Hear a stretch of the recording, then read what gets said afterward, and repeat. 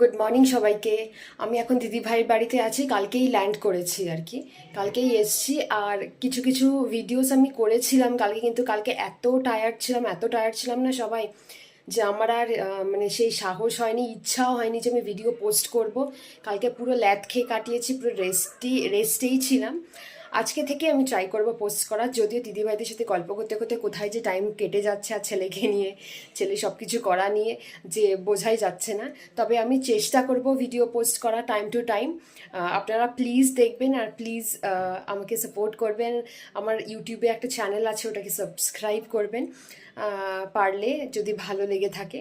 আর Facebook পেজটাকেও একটু follow করে দেবেন, খুব ভাল লাগবে আমার।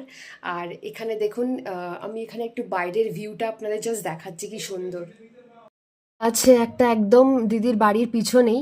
তো ওইখানে না, আর এই যে রাস্তা দেখছেন না এখানে, এই যে গাড়ি ঘোড়া যাচ্ছে, এইখানে না লোকজন মর্নিং ওয়াক করে। আর বেশ সুন্দর, বাইরে থেকে এরকম খোলা মেলা জায়গা দেখা যায়, বেশ ভাল লাগে কিন্তু দেখতে না।